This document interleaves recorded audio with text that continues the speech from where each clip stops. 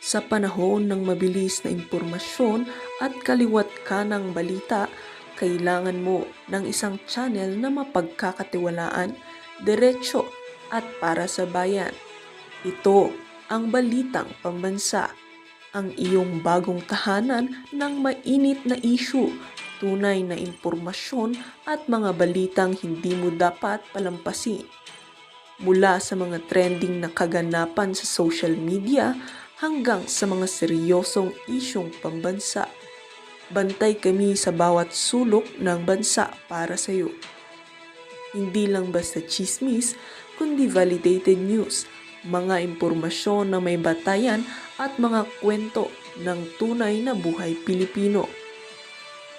At kung gusto mong laging nauuna sa kaalaman, huwag kalimutang mag-like, mag-share at higit sa lahat, mag-subscribe.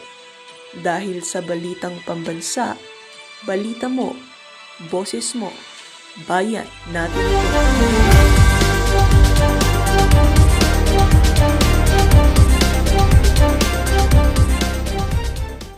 Ipapaimbestiga natin yan. Yung mga shit file na ibinabaon nila, baka specification, nasa 10 meters nakabaon, tapos bubunutin natin, ilang metro lang pala. Yun na nga ho ang ginawa nitong si Representative Leandro Legarda Leviste.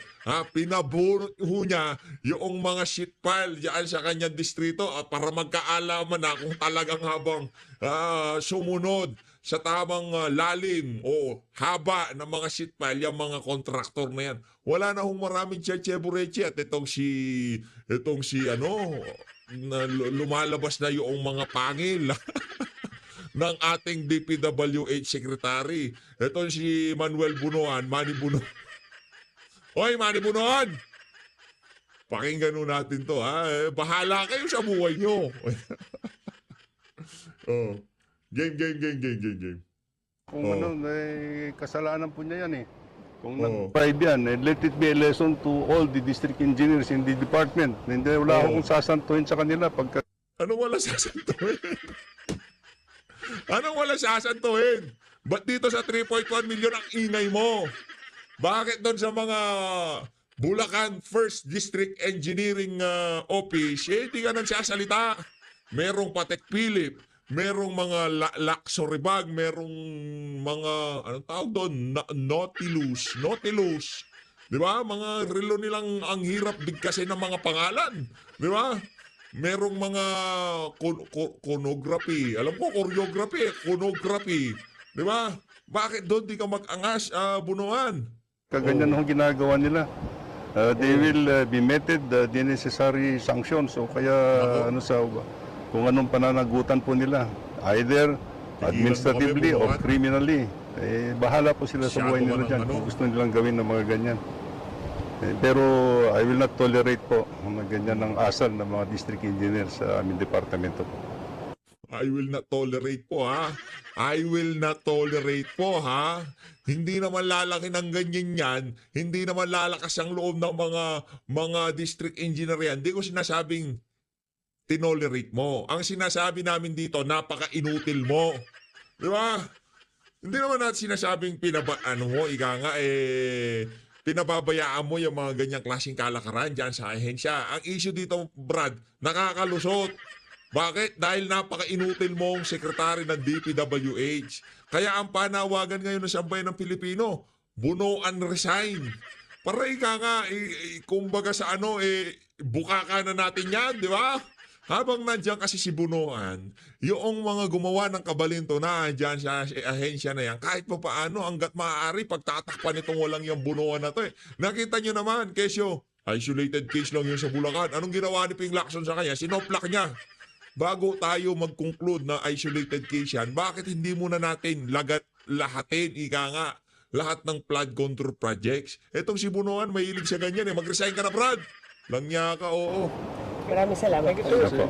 Yun, tapos ang kanyang interview akala mo ang angas talaga no, naka hard hat pa. Brad, kung ginawa mo yan yung 2 years ago, medyo believe kami sa'yo. Dating parang nagpalaki ka lang ng Jolen mo dyan sa DPWH. Nagpalaki ka lang ng bedlog mo dyan, di ba? Nagpaupo-upo ka lang dyan. Hindi mo binantayan ang pera ng sambayanan kung napupunta ba talaga sa tama. Obligasyon mo yan, Brad. Huwag mo sabihin obligasyon yan ng COA. Ano, pagka binigay sa inyo pera, waldas lang kayo ng waldas. Anak ng COA, merong accomplishment report pero wala naman infrastructure. Lang yung yan, eto na si Lebiste, mabuti pa tong bata na to, malayo ang mararating nito sa politika. Itong si Leonardo Legarda Lebiste. Next time, para sa mga district engineer, huwag kayo magdadala ng 3.1 million sa opisina ng bata na to, ha? Mayayaman niya mga yan, makakala nyo, Lebiste yan, Legarda yan. Basta huwag kayo magdala kasi 3.1 million, anak ng to, kung anong akala nyo sa kanya, cheap? Huwag ganon. I mean, hindi tatanggap ng yan, ng 3.1 million na suhol, di nagpapasuhol yan. Biglang kami ng PH eh. Hindi nagpapasuhol. Si Legarda ba nagpapasuhol? Ang tanong, nagpapasuhol ba si Lore Legarda? Nagpapasuhol ba yung mga Lebiste? Hindi, di ba? Okay, huwag kayong magdala ng 3.1 million. Tapos sa usapan. Di ba mo, Sheikh Manuel Bunuan? Sabi ko sa iyo, kahit pa paano umaayon naman yan sa ating Manuel Bunuan. Eto, dito tayo game. Sir, una sa lahat, ano po yung ating ginagawa ngayon dito sa Binambang River? River. Magandang hapon po. Tayo po ay nagrenta ng backhoe para mabunot yung sheet piles na dati hindi natin nasusukat. At ngayon nasukat natin, ang luwabas pala po ay nasa 3.96 to 5.5 meters na ayon po sa drawing mula sa DPWH ay dapat 15 meters.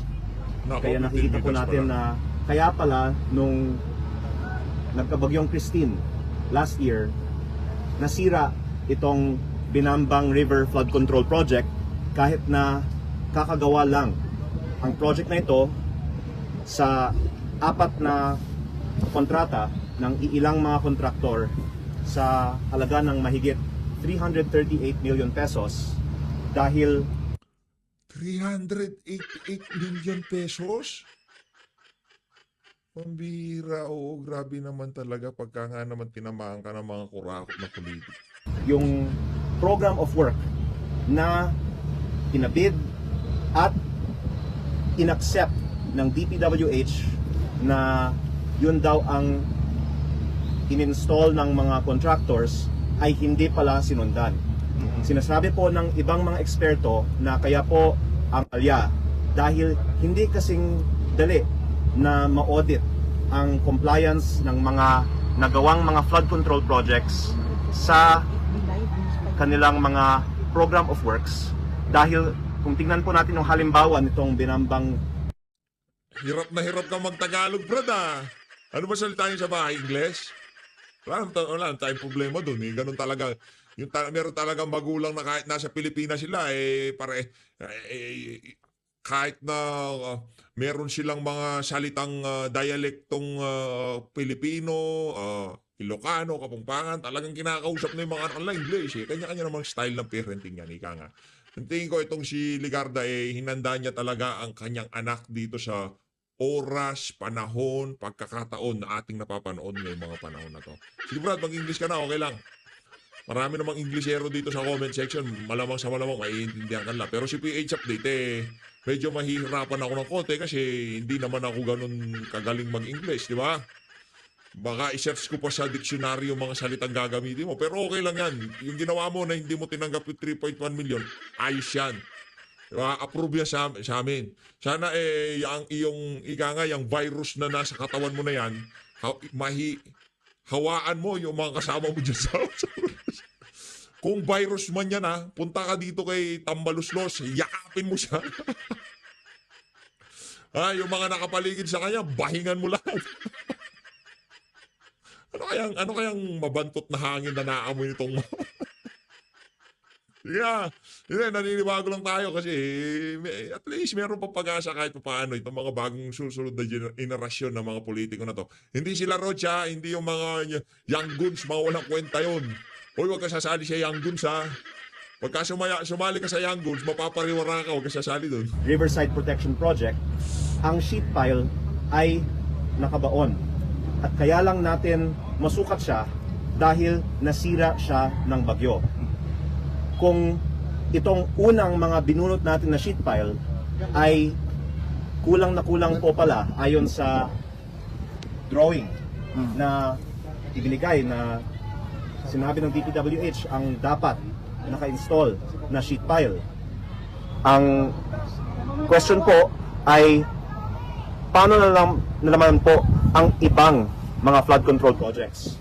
Yan. Baka pati yung mga hindi natin pa nasukat ay kulang din.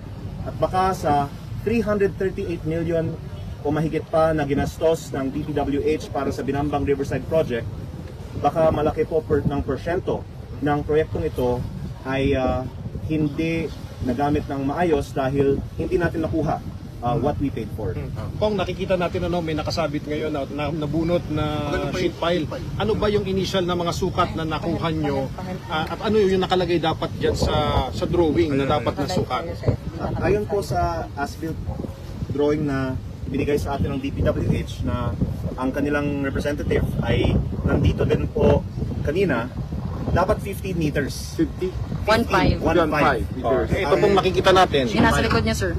At ang unang sinukat ay 3.96, ang pangalawa ay 5.5, ang pangatlo po ay susukatin po ngayon. At makikita po ng ating media, maganda po ang inyong timing. Ngayon lang po natin ito ginagawa, hindi natin po alam ano yung lalabas ng sukat. Pero anong implikasyon po nito na ganun lang yung nakabaon? Nasa 3 meters? Eh syempre po, kung sabihin po natin, sabihin mo na kalahati ng ginastos sa proyektong ito na 338 M o mahigit ay sa sheet pile, at sabihin po natin 1/3 lang pala ang haba ng sheet piles na actually na inilagay. Yung 150 million pesos worth of sheet piles ay 50 million pesos worth lang pala ang inilagay. At kaya sinasabi nga ng ating Pangulo na malaki ang posibilidad ng korupsyon sa mga flood control projects dahil sa 150 na yan, 50 lang ang nakuha natin. Yung 100M na bakal na binili ng DPWH ay wala pala.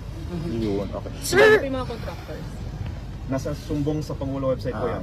At Sir! pinapasalamat po natin si PBBM dahil una, maganda po ang kanyang mensahe sa kanyang zona.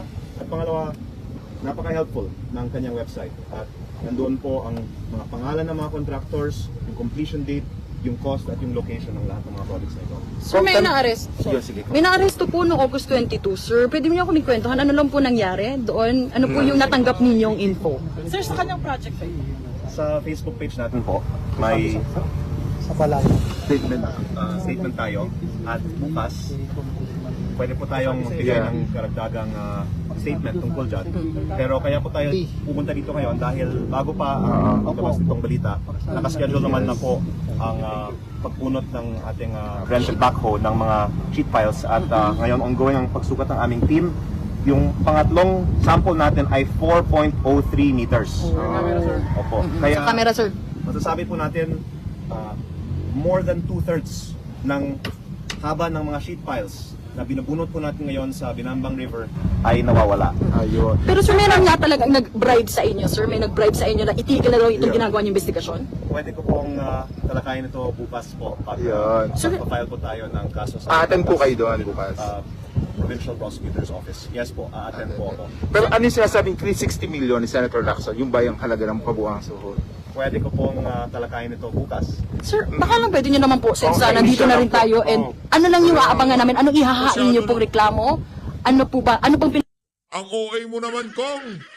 Lumabas na publiko, pahahabain pa yung hype. Kayo naman, para sa mga taga-media. Pahahabain pa ang hype, syempre, di ba? Para mas matagal yung media mileage nito si Leviste. Kayo naman, wag kayo. Huwag kayo masyado apurado para marami kayong balita bukas. Meron pa kayong ibabalita bukas. Kayo naman, Pero nandyan na rin naman, ba't di mo pa sabihin, di ba? Ibig sabihin lang yan, kinakapitalize mo rin yung nangyari na yan para ika nga mapag-usapan ng pangalan mo. Ganun lang naman yan. Tapos na rin si Loren, di ba? Pagkatapos ni Loren, Pagkatapos ni Loren, malamang sa malang tatakbo ka rin sa Senado. Pero hindi kita ikakampanya, Brad. Kakampanya ba natin siya? Hindi. Kumpleto na yung setup natin sa 2028 eh. Yun ang gagalingan po nung ihahain yung reklamo bukas. Actually, I would like to take this opportunity to set in perspective what is the issue. It is not a single incident of attempted Bribery? It is not a single incident last Friday. That is the issue here. So hindi lang isang beses, sir. The real issue here is the substandard projects of DPWH, which we have been investigating for the past weeks or months, in fact. As there's some signage there, we actually personally funded the repair of the bridge portion of this Binambang River project last year pa. That this is not about the amounts that have been mentioned in the media about the incident last week. It is about whether the public is getting its money's worth on the supposedly over 1 trillion pesos that has been spent on flood control projects. And there have already been many hearings about this, but I think there's been a lack of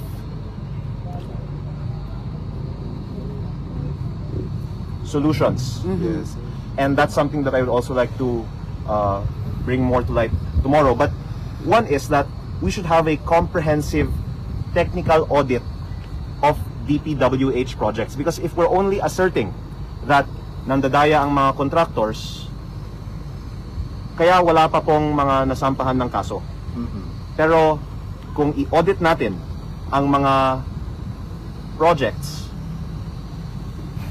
which are out there in the open, all across the country and on the Sumbong sa Pangulo website, then we have evidence for much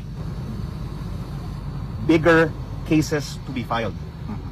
If I can tie together then, the case that should be being discussed is more than just an incident with one official of DPWH. It is why in this particular project, the public paid for 15 meters and only got 4 meters. Which raises the question, in the 1 trillion pesos of flood control projects that we paid for, how much worth did we actually get? Okay, pero gusto lang kasi sinabi ni Senator Lacson yung 360 million. Merong ganun po bang offer talaga ang district engineer? Bukas natin ito lang tayo. Sir, ngayon baka naman pwede isa lang. Ang dami kaartehan nitong congressman na to. Sabihin mo na, ikaw naman. Baka yun ang turo ni Ligarda sa kanya. Unti-untiin mo yung issue, anak, para matagal ka mapag-usapan sa media. Kayong ano yan, papaimbitahan kita sa Senado kay Lacson, okay? Sasalita ka doon. Papakilala kita, anak kita ngayon sa 2028, tatakbo kang senador, okay? Ay, nako. Oo, may security nabanggit po kay threats. Senator Ping na sinabihan daw niya si Senator Loren na dapat kayo sa security nyo, cautious talaga. Basta po. Pero Yun lang, ano lang, yung confirm lang kung magkano yung offer. basta ako po ay isang representante ng aking distrito, at ang dapat nating i-focus, Yes. how we can fix these substandard projects. Number one, I was presented with the National Expenditure Program for 2026 of the 1st District of Batangas, which had hundreds of millions of new flood control projects proposed. All, if not almost all of them, without feasibility studies, and some of them extensions of these projects which are already damaged. And I would submit that we should not choose between the flood control funding or the funding of other projects. Because if we can establish that in the past years that the country paid for over 1 trillion pesos in flood control projects and didn't get what it paid for based on technical audits, then we should get the contractors to repair, if not extend and improve upon these flood control projects at no cost to the government. So again, I would just like to put in context, This is more than just about the incident being discussed. This is about how we can get our money's worth on the 1 trillion pesos in flood control projects, and whether it is really wise for the government to spend another 250 billion pesos plus for new projects in 2026, when instead, if we just do audits like this, we can ask the contractors of the previous projects to cover the cost of repairing and extending them. Sir, Pero komento... may security threats po ba sa inyo? Ayun. Bukas na lang natin. Sir, may komento ninyo, preventive suspension po yung engineer na naaresto na nag-bribe umano sa inyo, Engineer Calalo. Ano pong komento nyo rito ayon kay Secretary Bonoan? Talakayin lang natin bukas. Bakit hindi ngayon, sir? Kasi Pero, yung... ang daming arte. Yes, kailangan lang namin Dami mong arte, Brad. Naknantaw ka. Ba't di mo pa, ano yun? Ba't di mo pa sabihin? Pinapahaba pa. Representante kayo, pero nasa sambayan ng Pilipino yan. Alam nyo kung ano sagot sa tanong. Isagutin nyo na. Pero ang garapat, masyadong pa-showbiz. Kaya hindi asa sa Pilipinas. Diyan sa mga ganyang style ng mga politiko. Alam mo naman eh. Pero ba't pinapatagal-tagal pa? Kasi para mas matagal siyang matagal palutang-lutang ang pangalan niya. Buong linggo pangalan na palutang-lutang, Leandro Leviste. Ilabas mo na kung ano yan. Sige, ito, last na to. May sasabihin ako. Pagkatapos ito, bukas na ha.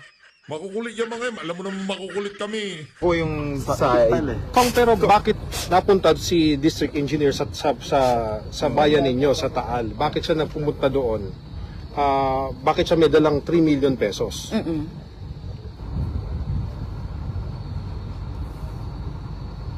makasagot. Without commenting on that incident, because Oh. I really think that it's more in the public interest to discuss these projects. We have publicly been questioning these DPWH projects. And in this district alone, there's over 1.5 billion of DPWH projects on the Sumbong sa Pangulo website. And if, let's say, half of that is missing, that they didn't deliver what we paid for, then we would propose that DPWH ask the contractors to fix the damaged projects that were never built according to the bid specifications in the first place.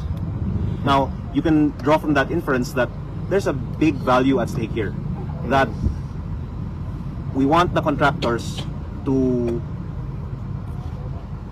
shell out the cost for the hundreds of millions of missing materials. And maybe that's a motive for someone to try and stop that effort. But I would just say that what we're trying to fix is not only the incident regarding one personnel. We're trying to fix the hundreds of millions of pesos of missing material on the flood control projects in the first district of Batangas, which can also serve as an example for districts in the rest of the country. Sir, to be Gusto ko lang i-mega love shoutout itong si Jinky Luistro. Taga Batangas yan eh. Taga Batangas yan. Para at least, di ba? Mega love shoutout kay Jinky Luistro. be clear lang po, just to reiterate, as a Neo-5 lawmaker, hindi nyo ito project at ngayon pinapa-investigan, ipapaayos nyo rin po. Kung baga gusto nyo maging maayos ito, may time frame po ba kayo? Any customer that orders a 15-meter sheet pile and is delivered 4 meters can run after the supplier of that sheet pile. And thankfully, as a member of Congress, we have certain oversight functions that make it easier for us to do this investigation. But that I think that this is something that's actionable, that the general public can also help participate in, so that we can get our money's worth on the over 1 trillion pesos of flood control projects. But to directly answer your earlier question on, yes, I just started my term this June 30. And these projects were funded in the 18th and 19th Congresses. So the Sumong sa Pangulo website says that the earliest of this was completed in 2022, and I believe there was the latest phase just very recently. And that's why I'm uncomfortable with approving 2026 budget that contains more projects like this, because I don't want to be complicit in these same kind of projects. So kung harap kayo sa House Infrastructure Committee hearing para po dito sa mga natuklasan nyo kung anomalya sa flood control projects, kasi according to Terry Ridon daw po, I-invite niya kayo, invite sir? po kayo para po mailahad nyo po yung details regarding po dito sa anomalies. Ang natutunan ko po sa aking pribadong karanasan ay napaka-importante may ebidensya ka. Kaya ayoko pong mag-assert na sa DPWH ganito o ganyan. We let the facts speak for themselves. We ordered 15 meters, we got 4 meters. And tuloy-tuloy po ang ating investigasyon. By the way, sa Jokno Highway na nagkokonekta ng Calacat, Lemery sa Tagaytay, meron pong ongoing project ngayon na nag-collapse din yung isang lane. Titingnan po natin kung may mali din sa paggawa nun. At hindi lang po tungkol sa flood control dapat ang ating mga questions, but the audit we're doing is ongoing across many facets of the projects of the First District of Batangas. And if we just do our part to investigate these projects, just like other senators and congressmen have been doing, whom we would also congratulate on their good work, then hopefully the facts can speak for themselves. And the very specific action that DPWH can take is first help have more findings, and with whatever findings there are, to collect from the contractors the missing work on these projects. Alright. Thank you. Kung ito Matuala. nakalive pa ako, no? Oo. For those na late mag-tune, ang dami pa po. Ano, sir, yung thousands meters? pa yung Patingin mga nanonood ngayon sa atin. Ano po ang nakita nyo dito sa river na to? Ayan. Actual ho yan, actual. Itong mga sheet pile ay dapat Bunuan, trabaho mo, ginagawa ng bata. Kasi nakita ng bata, napaka-inutil ng ating DPWH secretary, sabi siguro nitong bata. Ako nagagawa. Trabaho mo yan, Bunuan, I-check yung mga ginawang flood control. Eh, anong ginagawa mo? Pa-shades ka lang, pa-interview. Inutil. 15 meters. Pero normally hindi natin siya masukat dahil nakabaon siya. Pero nasira itong flood control project nung Typhoon Christine. Kaya ngayon, binunot natin siya at sinukat natin at 4 meters lang pala. Ito yun. Kita po natin sa mga nanonood. Opo, nagkataon nandito kayo at the time na So sinusukat dyan natin. po yan binunot. Opo, hindi namin na-expect na ganun kalaki pala ang kulang. Oo. Nagbayad tayo ng 338 million para sa 4 phases nitong flood control project. Sabihin po natin sa halaga na yan, kalahati ay sa sheet piles, at kung ano yung binayaran natin, sabihin po natin 150 million pesos worth of sheet piles, wala pang 1/3 ang nakuha natin. Ibig sabihin may nawawalang 100 million pesos plus worth of sheet piles. So, can you just describe ito? Gaano kahaba yan? Ayan, ito, sir. Ito yung Ito kopya. po yung dapat 15 meters Ayan. ayon sa aking impormasyon dito, na 10 meters. yung una po ay 3.96 meters, pangalawa 5.51 meters, yung pangatlo po 4.03 meters. Obviously. Opo. Nandito po ang DPWH representatives kanina para din ma-witness itong live nating sample. At hindi po ako, syempre, technical expert na makakapagsalita tungkol sa bakit kulang ang 70% nitong mga sheet piles.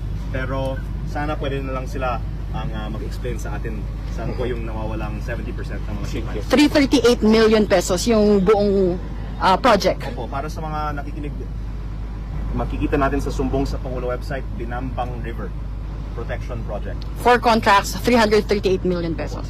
Thank you, sir. So yan, ha? Maraming salamat, sir. Salamat.